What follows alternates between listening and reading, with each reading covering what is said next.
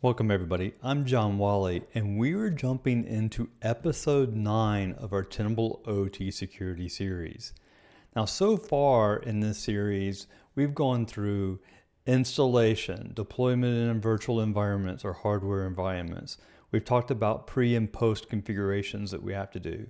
We've even walked through optimizing some of our policies and events to make sure that we're getting clean data. But in that process, we've been building up a lot of bad data. We've been picking up assets that we don't really want to track. We've been getting these events that aren't real events that are normal in our environments. So before we deploy into production and we have our cybersecurity teams and our cybersecurity analysts really looking at that data, we want to make sure it's clean data. So today in episode 9, what we're going to be doing is focusing on how do we clean up that data before we move it out, how we enable the system, and how we really start collecting good, clean data. So let's go ahead and jump into the interface. Now you'll notice as I'm logging in here that this doesn't look like our normal login. And I'll point your attention to we're actually logging into port 8000 of that device, which is called Tenable Core or the cockpit.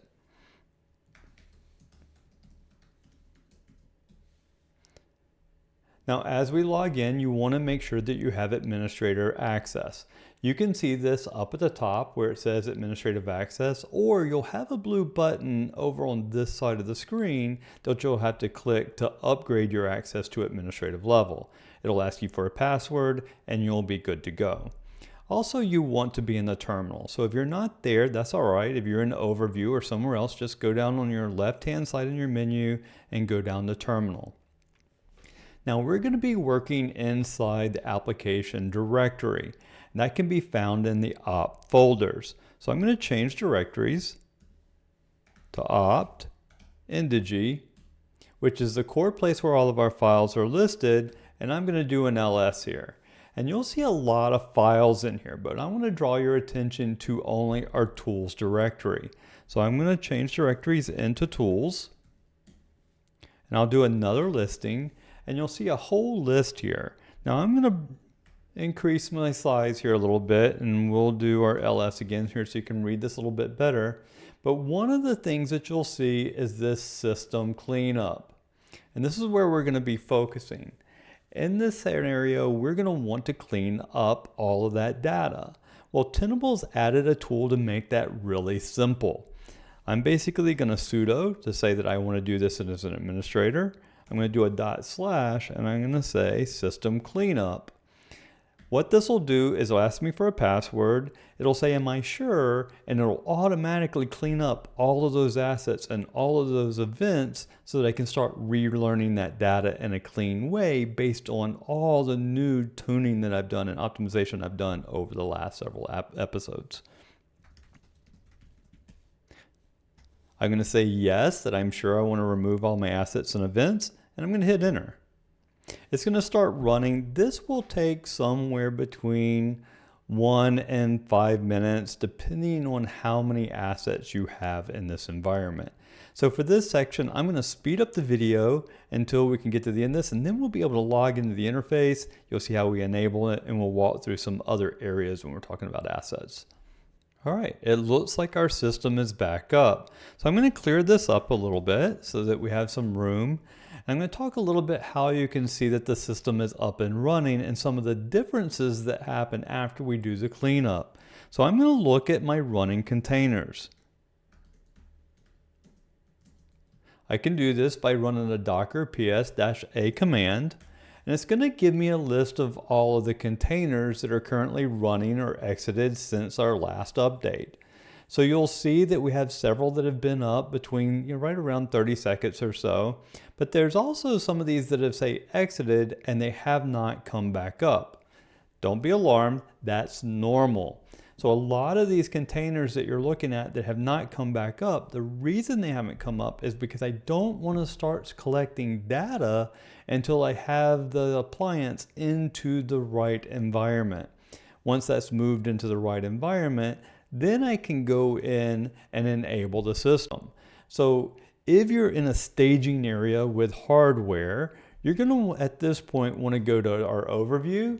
you can do a drop down. You'll want to shut down the system at this point and then go rack it, stack it, get it plugged into the networks that you want it to be on, and then go and boot it up.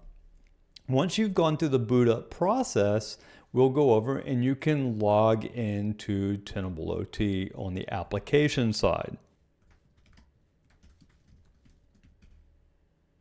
All right.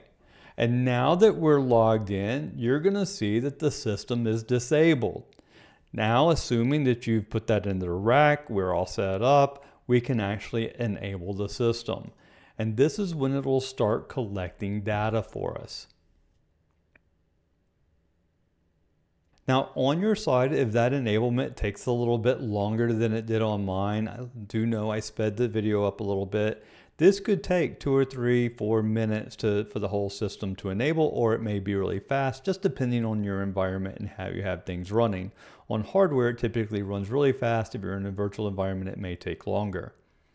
So now we're all set. You'll look that if we look at our risk, everything's at zeros, everything's been completely reset, and we know that we're in a good status as far as how we're collecting data, and there's none of that bad data left behind. But if we go and look at some of our settings, you'll realize those are all here. So for example, if I go to local settings, I go to my environment configuration, and I go to my asset settings here, you'll notice I still have all my custom IP ranges in place.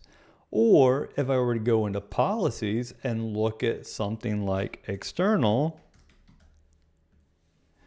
you'll see here when we look at this, that you'll see the modifications that we've made when we were going through our tuning process. So while all of our inventory and our events have been cleaned out, all of our hard work has stayed here and it's in place. The next few episodes that we're going to be going through is we're going to talk about cleaning up inventory in a way that makes sense when we start making risk-based decisions. But in the very beginning, we need to understand how the system learns. So if I go into this and I look at my all assets, and I'm going to go over here and clear out my table. All right.